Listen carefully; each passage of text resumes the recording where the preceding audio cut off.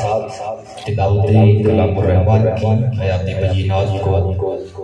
ترنم کی لڑیوں میں گرو کر ہمارے دلوں کے ضبط دور کر رہے کہ اللہ کریم سے دعا کرتے ہیں اللہ ان کا قرآن کو پڑھنا، اللہ سے دعا کرتے ہیں اللہ سب کو قرآن پڑھنے اور اس پہ عمل کرنے کی توفیق عطا فرمائے، کیونکہ اللہ کے پاک کلام جو قرآن کا رتبہ بکھرا ہی ہے، اللہ کے پاک کلام جو قرآن کا رتبہ بکھرا ہی ہے، جی نبیاں وچوں نبیاں دے سلطان کا رتبہ بکھرا ہی ہے۔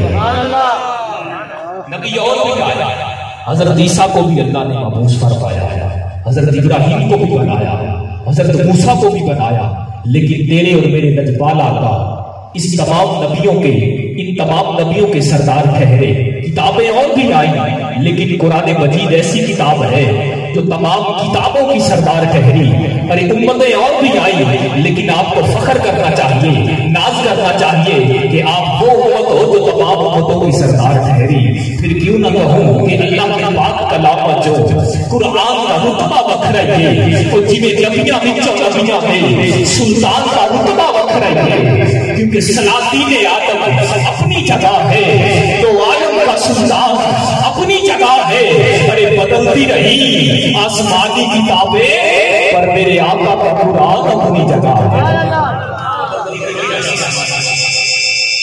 میرے آقا کا قرآن اپنی جگہ ہے۔ اور تلاوت